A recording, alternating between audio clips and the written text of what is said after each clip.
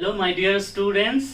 আজি আমি the road not taken কবিতা কমপ্লিট হৈছে কোৱেশ্চন আনসাৰ ডিসকাশন হৈ গৈছে গতিকে এতিয়া আমি চ্যাপ্টাৰ মাই চাইল্ডহুড ডিসকাস কৰিম যেটো এপিজে আব্দুল কালামৰ অটোবায়োগ্ৰাফি হয় আৰু তেওঁৰ অটোবায়োগ্ৰাফি যেটো বুক হেটোৰ নাম হয় উইংস অফ ফায়াৰ আৰু এটোৰ অসমীয়া অনুবাদ বা ট্ৰান্সলেচন বৰ ভাল যেটো অগ্নিৰ দেউকা নামেৰে জনাজাত তোমালোকে টাইম পালে বজাৰৰ পৰা এই কিতাপ কিনি পঢ়িবা বহুত এনকাৰেজিং কিতাপ হয় তাৰমানে একজন সাধাৰণ লৰাৰ পৰা এটা মধ্যবিত্ত পৰিয়ালত জন্মগ্ৰহণ কৰি এপিজে আব্দুল কালামে কেনেদৰে একজন মিসাইল মেন বা ভাৰতৰ ৰাষ্ট্ৰপতি হিচাপে নিজকে মানে কৰ্মনিয়োগ কৰিব পাৰিছিল সেই বিষয়ে বৰ ধুনীয়া বৰ্ণনা আছে তহতে এই কিতাপটো পঢ়িব পাৰা গতিকে আজি আমি বৰ ইন্টাৰেষ্টিং চ্যাপ্টাৰ হয় এটো মাই চাইল্ডহুড বা এপিজে ডক্টৰ আব্দুল কালাম আমি আলোচনা কৰি আছো এতিয়া আমি আহু ইয়াতে কৈছে যে before you read out can you think of any scientist who have also been statesman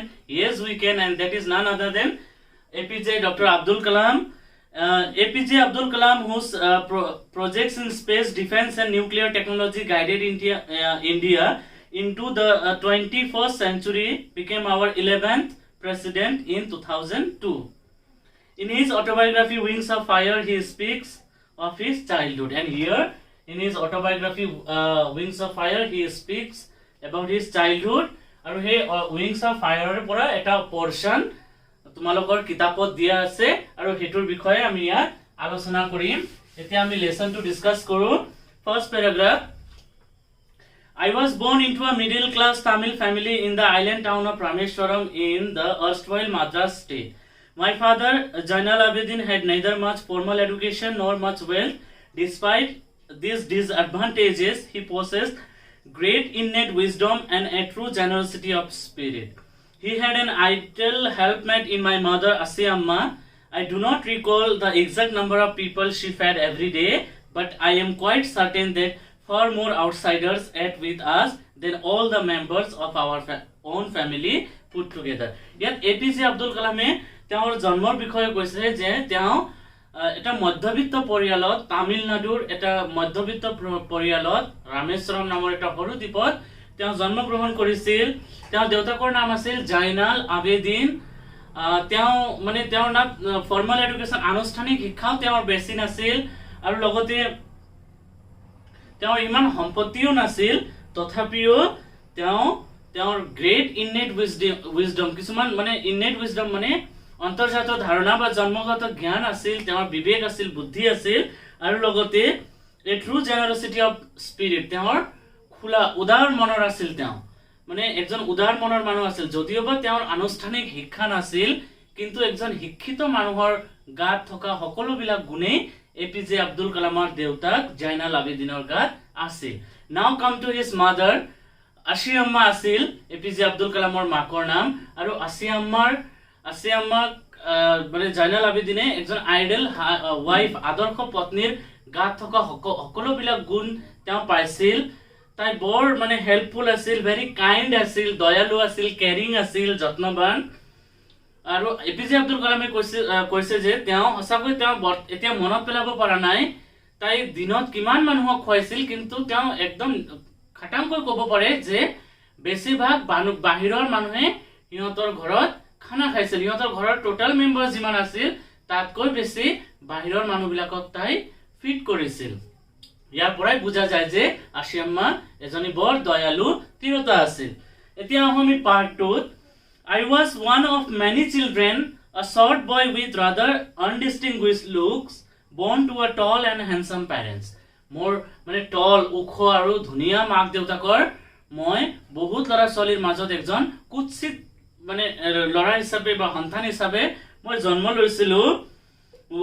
we lived in our ancestral house which was built in the middle of the 19th century it was a fairly large pakka house made of limestone and brick on the Mosque Street in Rameswaram Mosque Street বা মসজিদ road আছিল ৰামেশ্বৰমত তাতে middle of the 19th century 19শ শতিকাৰ মাজভাগত বনোৱা এটা ডাঙৰ মোটামুটি ডাঙৰ এটা পক্কা হাউস মানে সিমেন্ট ব্ৰিক্স এন্ড সিমেন্ট যেটো সৰি ব্ৰিক্স নহয় এটো আছিল লাইমস্টোন এন্ড ব্ৰিক ইটা আৰু চুনিলেৰে নিৰ্মিত এটা ঘৰ আছিল এটো ইহতে পূৰ্বপুৰুষৰ পৰা বা মানে নিজৰ ফৰফাদাৰৰ পৰা পোৱা ঘৰ আছিল আৰু হেতু ঘৰতে এপিজে আব্দুল কালাম বা তেওঁৰ পৰিয়ালে থাকিছিল My Austrian father used to avoid all inessential comforts and luxuries ইয়াত অষ্ট্ৰিয়াৰ মিনিংটো কি হ'ব মই এটো লিখি দিছো তোমাতে মনত ৰাখিবা ইম্পৰ্টেন্ট হয় অষ্ট্ৰিয়াটো হৈছে simple strict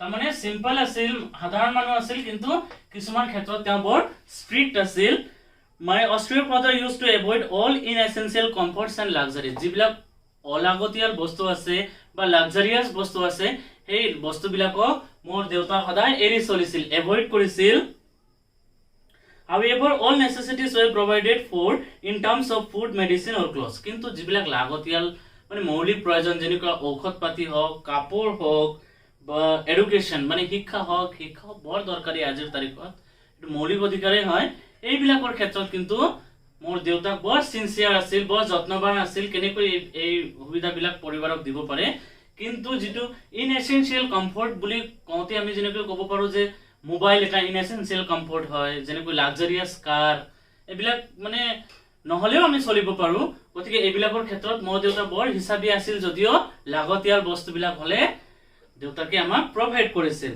I would say mine was a very secure childhood both materially and emotionally আৰু জাগতিক ভাবে হোক বা আবেগিক ভাবে হোক এপিজে আব্দুল কালামৰ চাইল্ডহুড বা বাল্যকাল বৰ নিৰাপদ আছিল বুলি কৈছিল কাৰণ এনেকুৱা এটা পৰিবেশ তেওঁ পাইছিল জন্মৰ পৰা বা বাল্যকালত তেওঁ কৈছিল যে মোৰ চাইল্ডহুডটো সিকিউৰ আছিল এতিয়া আমি আহি যাওঁ third প্যাৰাগ্ৰাফত The Second World War broke out in 1939 when I was 8 years old.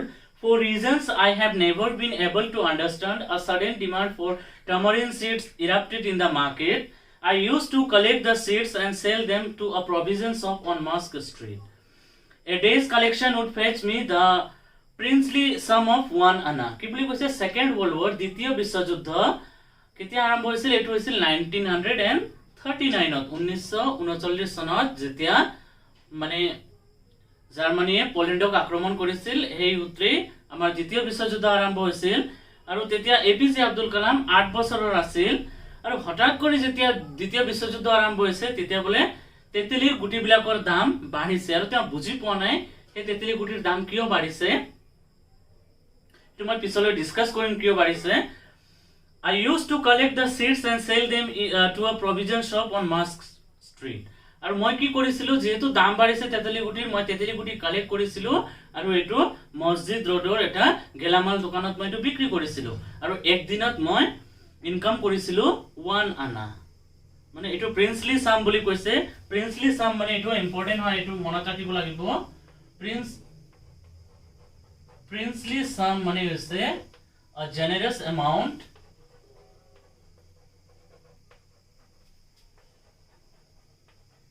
या generous amount বুলি কিয় কৈছে তাৰমানে এপিজে আব্দুল কালামৰ যেটো বয়স আছিল সেই বয়সত 1 আনা ইনকাম কৰা বহুত ডাঙৰ কথা আছিল গতিকে এটো যথেষ্ট আছিল তেওঁৰ কাৰণে তেওঁ দিনত 1 আনা ইনকাম কৰিছিল my father in law Jalaluddin would tell me stories about the war which I would later attempt to trace in the headlines of Dinamoni আৰু মোৰ brother in law মানে মোৰ ভিনিয়ে আমাক ওয়াৰৰ কথা যেটো মানে যুদ্ধ চলি আছিল দ্বিতীয় বিশ্বযুদ্ধ এই যুদ্ধৰ কথাবিলাক কৈছিল আৰু পিছলৈ মই এইবিলাক কত পাইছিলো দিনামণি যেটো ৰেগুলাৰ নিউজ পেপাৰ আছিল তামিলনাডুৰ সেই টাইমৰ সেই দিনামণিৰ যেটো হেডলাইন আছিল ওপৰৰ বোল্ড আখৰত ডাঙৰ ডাঙৰ কলা কলা আখৰত যে লিখা থাকে হেডলাইন সেই হেডলাইনত তেওঁ ট্ৰেস কৰিব পাৰিছিল বা হেডলাইনত পাইছিল এই ঘটনাবিলাক Our area being isolated was completely unaffected by the war আমাৰ এৰিয়া যেহেতু আইসোলেট আছিল একাখৰীয়া কৰি ৰাখা আছিল একাৰণে মানে যুদ্ধ ইমান প্ৰভাৱ পেলাব পৰা নাছিল but soon India was forced to join the elite forces and something like a state of emergency was declared কিন্তু আমি জানো এইখিনি টাইমত আমাৰ ভাৰতবৰ্ষ পৰাধীন আছিল ব্ৰিটিছৰ হাতত আছিল গতিকে ব্ৰিটিছ মানে ইংল্যান্ড আছিল এলিট ফোৰ্স দুটা ফোৰ্স আছিল মই এইখিনি ক'ব খুজো এটা আছিল সেন্ট্ৰাল আৰু এটা আছিল এলিট পাৱাৰ সেন্ট্ৰাল পাৱাৰৰ হেড আছিল জাৰ্মানী অষ্ট্ৰিয়া হাঙ্গাৰী আদি কান্ট্ৰি আৰু এলিট পাৱাৰৰ হেড আছিল আমাৰ ইংল্যান্ড গতিকে মানে ইংৰাজসকলৰ কলনী হিচাপে বা ভাৰতবৰ্ষত ইংৰাজী শাসন কৰা হিচাপে বা ইংৰাজসকলে ইণ্ডিয়াক প্ৰমিস কৰিছিল যে তোমালোকে আমাক দ্বিতীয় বিশ্বযুদ্ধত হেল্প কৰিব লাগে, তেতিয়াহ'লে আমি তোমালোকক স্বাধীনতা দিম। আৰু এই যে কন্ট্ৰাক্ট হিচাপে ইণ্ডিয়ানসকলক ফ'ৰ্চ কৰা হৈছিল যুদ্ধত সহায় কৰিবলৈ, কাক? এই যে এলিট ফ'ৰ্চ বা মিত্ৰ শক্তি ইংলেণ্ডক। The first something like a state of emergency was declared, আৰু এই কাৰণে এনেকুৱা এটা অৱস্থা হৈছিল যে জৰুৰীকালীন অৱস্থাৰ ঘোষণা কৰিবলগীয়া হৈছিল। কিবা এটা তেনেকুৱা ৱাৰ লাইক সিচুৱেচন হলে, যুদ্ধ সম্পৰ্কীয় কিবা এটা পৰিস্থিতি হলে এইটো জৰুৰী অৱস্থাৰ ঘোষণা হৈ যায়, আৰু তেনেকুৱাই হৈছিল। The first casualty came in the form of the suspension of the train halt at Rameswaram station, আৰু এইটো ফাৰ্স্ট casualty হিচাপে বা যুদ্ধৰ কিবা হিচাপে প্ৰথমটো ষ্টেপ আছিল কি এই যে ৰামেশ্বৰম ষ্টেচন সৰু এটা ষ্টেচন আছিল য'ত ট্ৰেইন কিছুমান ট্ৰেইন ৰখিছিল, এই ট্ৰেইন ৰখা বন্ধ কৰি দিয়া হৈছিল। ৰামেশ্বৰমত আৰু কোনো ট্ৰেইন ৰখোৱা হোৱা নাছিল। The newspaper now had to be bundled and thrown out from the moving train on the Rameswaram road between Rameswaram and Dhanuskodi. That forced my cousin Samsuddin, who distributed newspaper in Rameswaram, for a help hand to catch the bundles, and as if naturally I feel the slot. Samsuddin helped me on my first weeks. কি বুলি কৈছে ইয়াত কৈছে যে মানে casualty হিচাপে যেহেতু train ৰখোৱা বন্ধ হৈছিল, গতিকে নিউজ পেপাৰ যিবিলাক আহিছিল সেইবিলাক চলিত ট্ৰেইনৰ পৰা দলিয়াই দিব লগা হৈছিল। আৰু এপিজে আব্দুল কালামৰ এজন কাজিন আছিল, ভাইটি আছিল, সম্পৰ্কীয় ভাইটি, তেওঁ শামসুদ্দিন নামৰ, তেওঁ কি কৰিছিল নিউজ পেপাৰ ডিস্ট্ৰিবিউট কৰিছিল ৰামেশ্বৰমত। আৰু যেহেতু এই যে নিউজ পেপাৰ বিলাক মুভিং ট্ৰেইনৰ পৰা চলন্ত ৰেলগাড়ীৰ পৰা দলিয়াই দিব লগা হৈছিল, গতিকে হেল্প কৰিবৰ কাৰণে তেওঁ এপিজে আব্দুল কালামক থৈছিল যে এপিজে আব্দুল কালামে তেওঁ কোঅপাৰেচন কৰিব লাগে। আৰু এপিজে আব্দুল কালামে কোঅপাৰেচন কৰি তেওঁৰ ফাৰ্স্ট উপাৰ্জন কৰিব পাৰিছিল। এনেকৈয়ে শামসুদ্দিনে তেওঁ প্ৰথম উপাৰ্জন কৰাত সহায় কৰিছিল। Half a century later, I can still feel the surge of pride in earning my own money for the first time. আৰু half a century মানে আধা শতিকা 50 বছৰ, হাফ সেঞ্চুৰী বুলি ক'লে 50 বছৰ পিছতো মই এই গৰ্ব অনুভৱ কৰিব পাৰো, মই যে গৌৰৱান্বিত, এতিয়াও মই প্ৰাউড ফিল কৰো যে মই কেনেকৈ মোৰ প্ৰথম ইনকামটো মই কৰিব পাৰিছো। সকলোৱে নিজৰ ফাৰ্স্ট ইনকামক লৈ বহুত প্ৰাউড কৰে। লাইকৱাইজ আমাৰ এপিজে আব্দুল কালামো বৰ গৌৰৱান্বিত হৈছিল যে তেওঁ কেনেকৈ নিউজ পেপাৰ ডিস্ট্ৰিবিউট কৰি এই কম বয়সতে পইচা উপাৰ্জন কৰিব পাৰিছিল। তো এইখিনিতে আমাৰ থাৰ্ড প্যাৰাগ্ৰাফ শেষ হৈ গ'ল। তাৰমানে আমি তিনিটা পাৰ্টত ভাগ কৰি ল'ম। ফাৰ্স্ট, সেকেন্ড আৰু থাৰ্ড প্যাৰাগ্ৰাফক লৈ ফাৰ্স্ট পাৰ্ট, তাৰপিছত ফ'ৰ্থ, ফিফ্থ, ছিক্সথ প্যাৰাগ্ৰাফক লৈ ছিক্সথ আৰু ছেভেন্থ প্যাৰাগ্ৰাফক লৈ সেকেন্ড পাৰ্ট, আৰু 8ৰ পৰা 11 প্যাৰাগ্ৰাফ লৈ আমাৰ থাৰ্ড পাৰ্ট। এনেকৈ আমি তিনিটা পাৰ্টত ভাগ কৰি ল'ম। গতিকে আমাৰ এই পাৰ্টটো শেষ হৈ গ'ল। এতিয়া ইয়াৰ পৰা যিমান জৰুৰী কুৱেশ্যন আনসাৰ আছে এইবিলাক আমি ডিসকাস কৰো। আশা কৰো তোমালোকে লেসনটো ভালকৈ বুজি পাইছা, আৰু যদি কিবা বুজি পোৱা নাই তেতিয়াহলে কাইন্ডলি কমেন্ট বক্সত কমেন্ট কৰিব পাৰা। এতিয়া আমি কুৱেশ্যন আনসাৰ ডিসকাস কৰো। ফাৰ্স্ট পাৰ্টৰ, what is the name of the autobiography of Kalam? মানে কালামৰ আত্মজীৱনীখনৰ নাম কি? The name of the autobiography of Kalam is Wings of Fire. কালামৰ আত্মজীৱনীখনৰ নাম হৈছে Wings of Fire, যেটো অসমীয়াত অগ্নি দেউকা বুলি কম। Question number 2, name a scientist who was also been a statesman. এটোৰ কারেক্ট आंसर হ'ব এপিজে আব্দুল কালাম, যে সায়েন্টিস্টও আছিল লগতে দেশৰ কাৰণে সাৰ্ভ কৰিছিল। Number 3, name the father and mother of Kalam. APJ Abdul কালামৰ মাক দেউতাকৰ নাম কি? Kalam's father was Jainul-Abidin and his mother was Ashiamma. কালামৰ দেউতাৰ নাম আছিল Jainul-Abidin আৰু মাকৰ নাম আছিল Ashiamma. Next question discuss কৰো। Where was Abdul Kalam's house located? Abdul Kalamor ঘৰ ক'ত অৱস্থিত আছিল? Kalam's house was located on the Mosque Street in Rameswaram. Abdul Kalamor ঘৰ মছজিদ ৰোডত, ৰামেশ্বৰমৰ মছজিদ ৰোডত অৱস্থিত আছিল। 5 number question, describe Kalam's father. Kalamor দেউতাকৰ বৰ্ণনা দিব দিছে। Kalam's father was a simple and ordinary man. Though he had neither much formal education nor much wealth, but he had an open mind. তাৰমানে এপিজে আব্দুল কালামৰ দেউতাক এজন বৰ simple আৰু সাধাৰণ মানুহ আছিল। তেওঁৰ ফৰ্মেল এডুকেশ্যন বা আনুষ্ঠানিক শিক্ষা বেছি নাছিল, লগতে সম্পদো বেছি নাছিল, তথাপিও তেওঁ একজন খোলা মনৰ মানুহ আছিল আৰু কিছুমান তেওঁ জন্মজাত কিছুমান মানে জ্ঞান আছিল বা বুদ্ধি বিবেক আছিল। হি অলৱেজ এভয়েডছ ইনএসেনশিয়েল কমফৰ্টছ এণ্ড লাক্সাৰিজ, আৰু তেওঁ সদায় ইনএসেনশিয়েল অলাগতিয়াল যিটো কমফৰ্ট আছে, আৰামদায়ক বস্তু আছে বা লাক্সাৰিজ বস্তুবিলাক আছে, সেইবিলাক বস্তু এভয়েড কৰি চলিছিল বা সদায় এইটো এৰাই চলিছিল। Question number 6, describe Kalam's mother. কালামৰ মাকৰ বিষয়ে লিখিব দিছে ইয়াত। আমি জানো কালামৰ মাদাৰ কেনেকুৱা আছিল। Kalam's mother Asiamma was very kind hearted lady with a beautiful soul.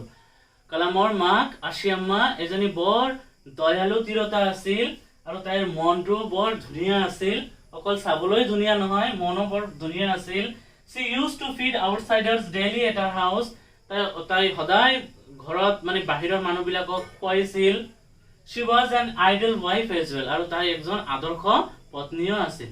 তাই একজনী আদৰ্শ তিৰতাৰ উপৰিও আদৰ্শ পত্নী আছিল আৰু লগতে আদৰ্শ মাও আছিল। এতিয়া আমি question number 8 ডিসকাস কৰো। How did Kalam describe his childhood? কালামে নিজৰ বাল্যকালৰ কেনেকুৱা বৰ্ণনা দিছিল? Kalam described his childhood as materially and emotionally secure childhood. কালামে নিজৰ বাল্যকালৰ materially আৰু emotionally secure হিচাপে বৰ্ণনা দিছিল। Question number 9, when did the Second World War break out? দ্বিতীয় বিশ্বযুদ্ধ কেতিয়া আৰম্ভ হৈছিল? The Second World War broke out in 1939. 1939 চনত দ্বিতীয় বিশ্বযুদ্ধ আৰম্ভ হৈছিল।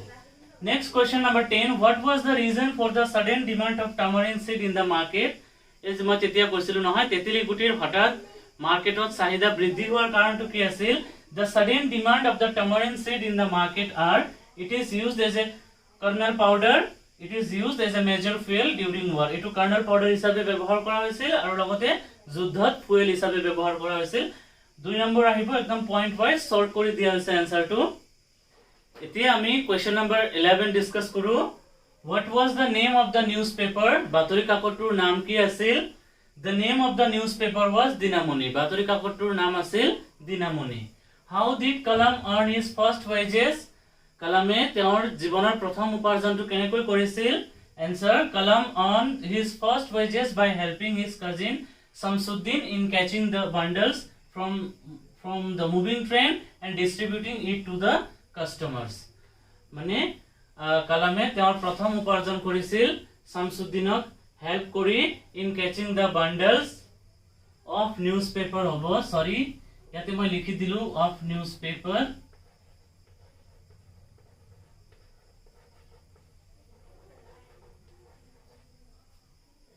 in catching the bundles of newspaper from the moving train and distributing it to the customers. তাৰ মানে এপিজে আব্দুল কালামে তেওঁৰ জীৱনৰ প্ৰথম উপাৰ্জন কৰিছিল তেওঁৰ কাজিন মানে আত্মীয় ভাইটিৰ সহায় কৰি in catching the bundles মানে নিউজপেপাৰৰ বান্ডেল বিলাক মুভিং ট্ৰেইনৰ পৰা কেচ কৰিছিল আৰু এইবিলাক কাস্টমাৰৰ তাত ডিস্ট্ৰিবিউট কৰিছিল আৰু এনেকৈয়ে তেওঁ প্ৰথম উপাৰ্জন কৰিছিল আৰু হেতুক লৈ তেওঁ বৰ প্ৰাউড ফিল কৰিছিল পিছলৈকে।